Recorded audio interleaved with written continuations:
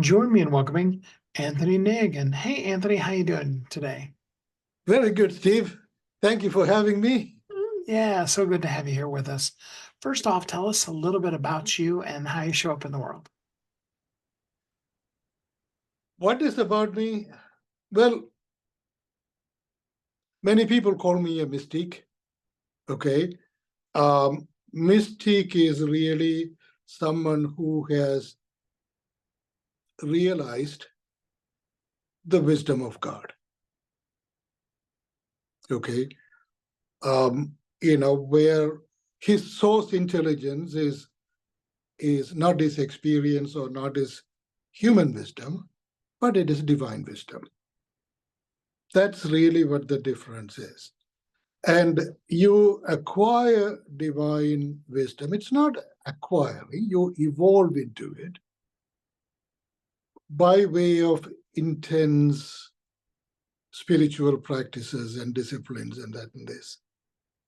Okay? Meditations. And there is a lot of things involved in acquiring such wisdom. Okay? So that is really the book that I wrote about, the first one and the second one, is a product of that kind of intelligence, that kind of source intelligence. That's where that is how it evolved, if it makes sense. Yeah, absolutely. And so now Yeah. you've got a new book that you're working on, Yes. almost ready to come out. It's called Divine Engagement. Talk to us a Uh-huh. little bit about what is divine engagement and what does that mean in our lives? See, divine engagement, it really means participation with God in the activities of God and in our own activities. See, allow that kind of a passion to permeate everything we do, because we are doing it in the full awareness of the presence of God and the wisdom that we live in. Okay? That's really what it is. It is a concept that has been really, really age old. I mean, in India, there is a lot of things that started a few thousand years ago and is still very much in practice. See, for instance, I'll give you an example like the traditional medicine, Ayurveda. Ayurveda, they say it goes back to 6,000 years ago. Okay, the temples they built. See, the inspiration and the know-how, everything comes from mystical origins, meaning so much divine involvement in it. Their music is like that. Classical music is like that. Their dance is like that. Astrology, Vedic astrology, they call it, it's like that. Their philosophy is like that. So many things that are so entrenched in the Indian culture, it has mystical origins or theistic activism. Okay, and it exists and it has been entrenched within the society as they live, and it has been in practice for a few thousand years ago. Now, the problem when we come to the Western world, you see, even the Eastern mystics who come to the Western world, they are only looking for low-hanging fruits. Some kind of an intellectual thing that is going to make them money. Okay, that's the whole idea of it. So they kind of promote mindfulness and yoga and all of that in a format that can people quickly understand, quickly grasp and benefit from. Is there something wrong with it? No, I don't say that. There is value in it. But the true essence of Eastern spirituality is not in these low-hanging fruits. The true essence of it is in how we live theistic activism in our own lives. How do we incorporate that? See, when we incorporate that, the magic that happens is everything we do, all of our endeavors, all of our outputs will have a few elements in it. Okay? Number one, it will have a divine intention purpose because it starts from mystical origins. It does not start from a material origin. Okay? Secondly, it would be full of passion and emotions. See, so when you look at them, it's like looking at a very beautiful piece of art. It's so much passion imbued in it, so much expression, so much emotions. That's how all of our outputs will be like. When we incorporate active theism, or in my book, it's theistic activism, into everything we do. And the miracle of all of that, when we do, or when we engage in theistic activism in all of our enterprises, the difference is what we do will stand the test of time. See, on the other hand, what happens, the S&P 500 that was started in 1955, more than 90% of the companies are no longer in existence. That's very sad because everything we started had a material origin, therefore it had a material end, a beginning and an end. Okay?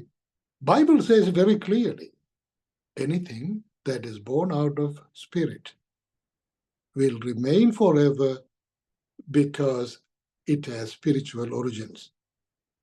Anything that is born out of spirit, which is matter, will face death.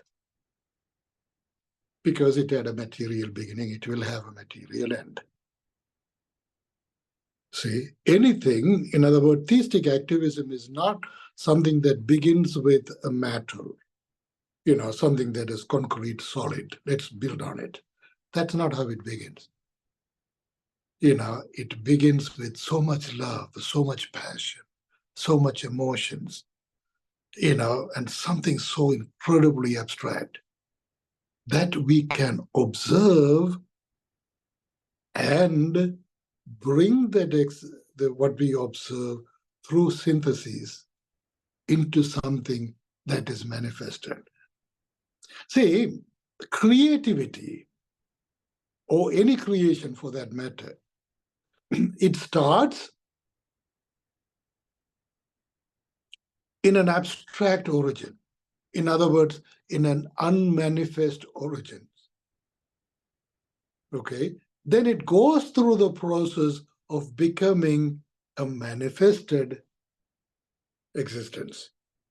See, for instance, let's look at a flower. Okay? And we see the flower, okay, it is beautiful, it's fragrant, it is very colorful, and we see how it is pleasing to our eyes and pleasing to our senses. Yeah, we go through all of that. Okay?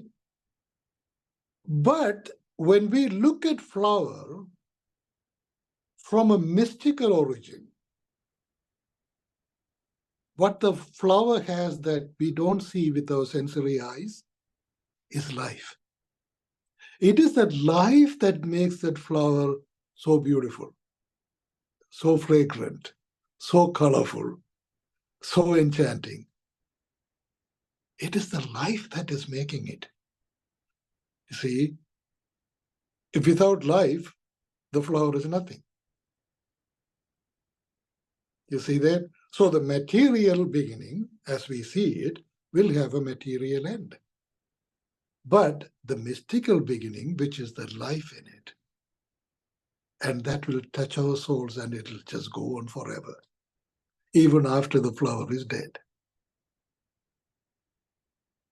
You see, that is how it is, when we get involved in theistic activism. What we do will have a life in it. And that life is a life that is going to go on forever. because it had mystical origins. Okay, see, that is the difference between what we do here, that kind of has a life of its own and it begins and dies, compared to the Ayurveda and all of those beautiful things, that are still in existence for thousands of years in India. All of that had beautiful mystical origins.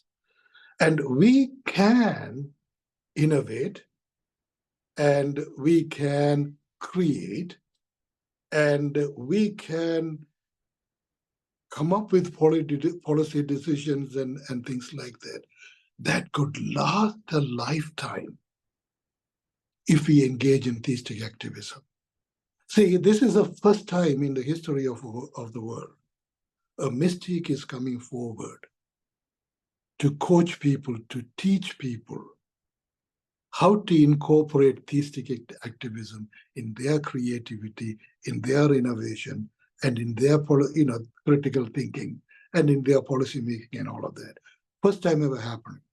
Whereas in India, then still is the same case. You go to a mystic and get his advice, get his guidance, get his direction.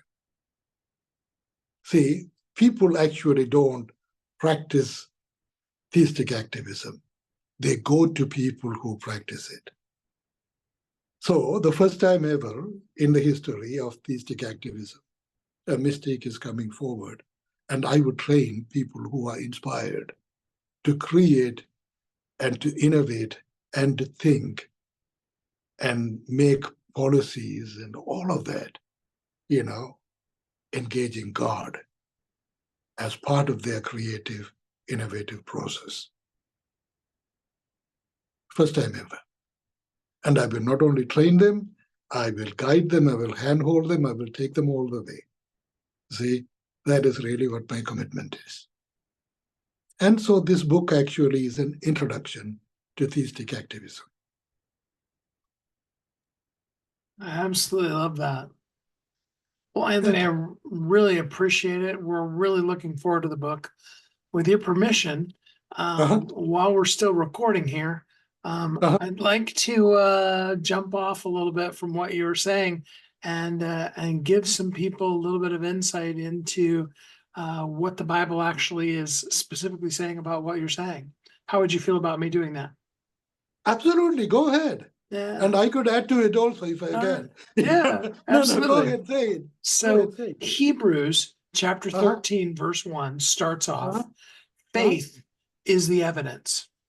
Faith is evidence. In other words, faith is the thing that you can use to prove something. Now let's think about that one for a second. So when you go to court, the things that you can use to prove things are the evidence. Those are the things that are real. Hebrews is telling us that our ability to be able to have faith is the ultimate evidence.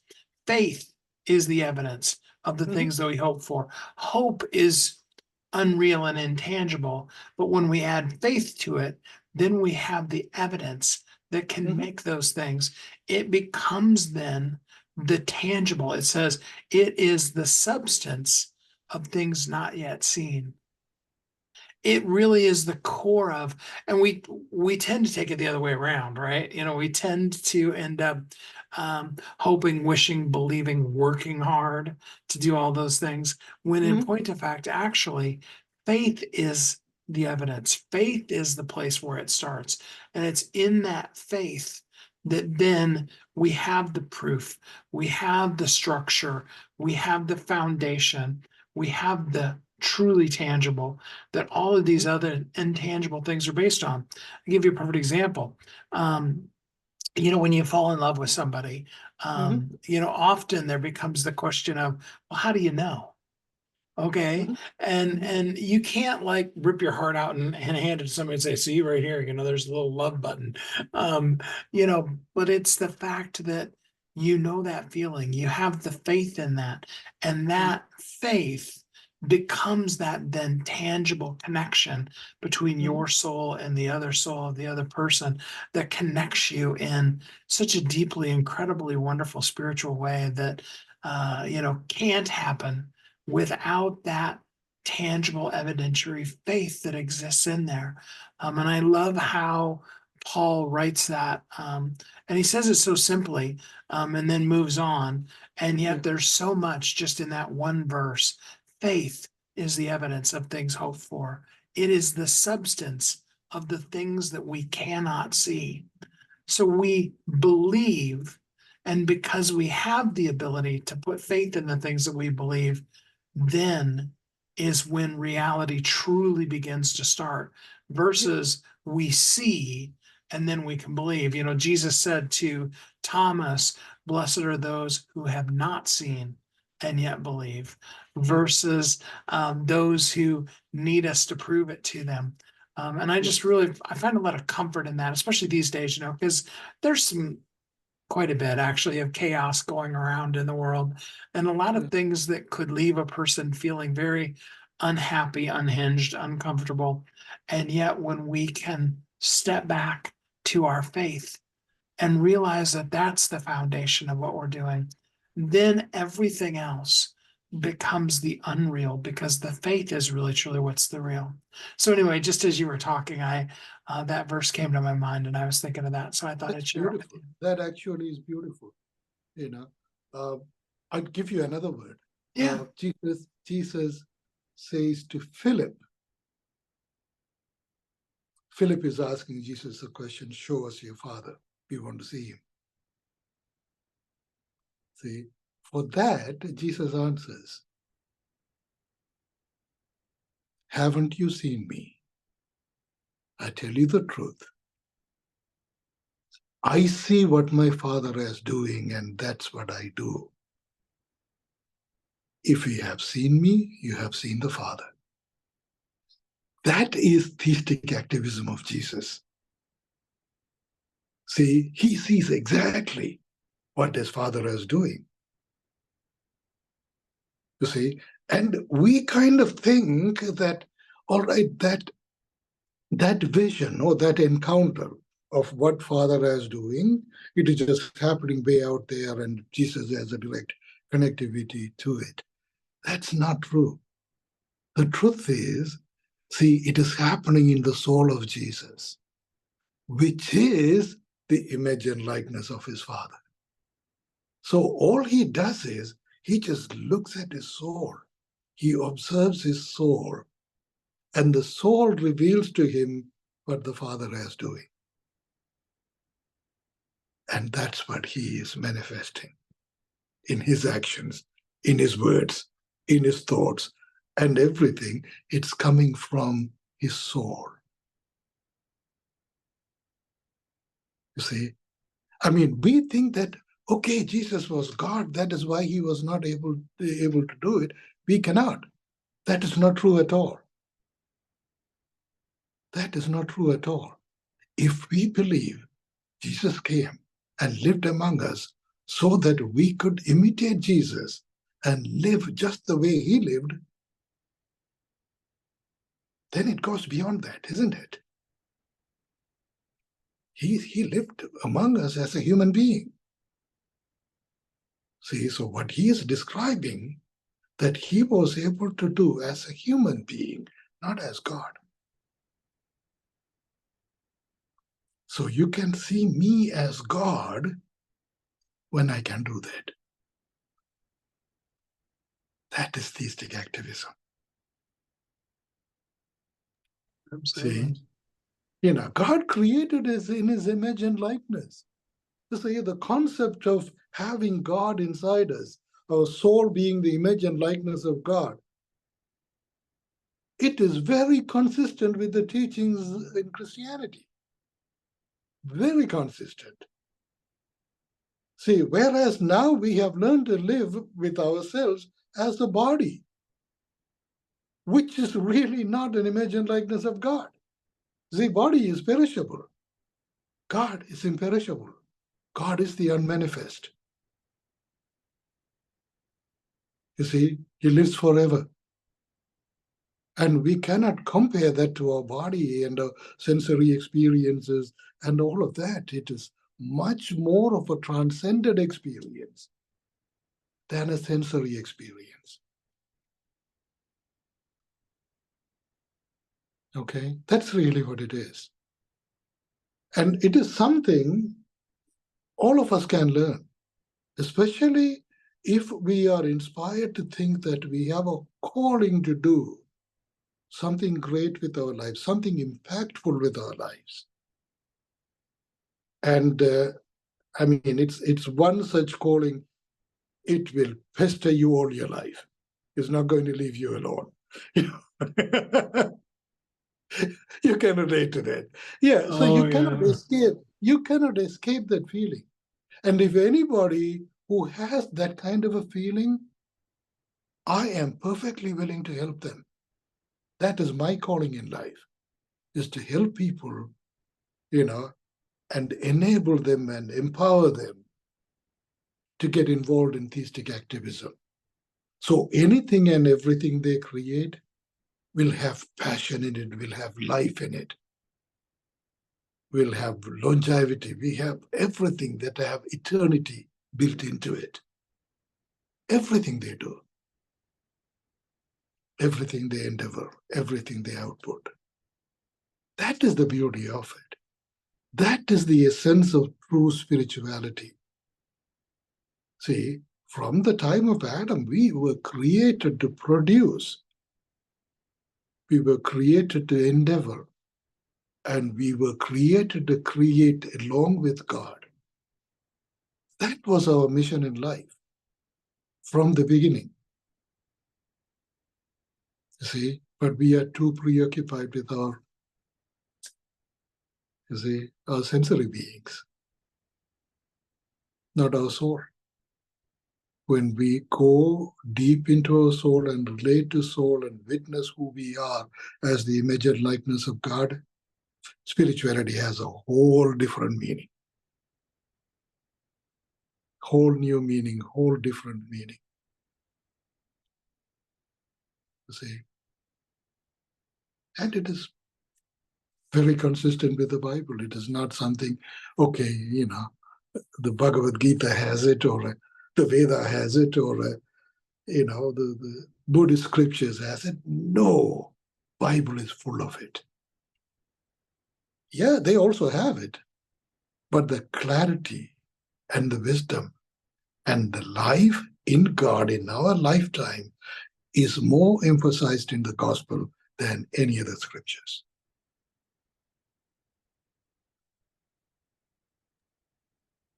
Well, I'm really excited about your book coming out. Everybody's got to be ready and looking forward to Divine Engagement by Anthony Nayagan.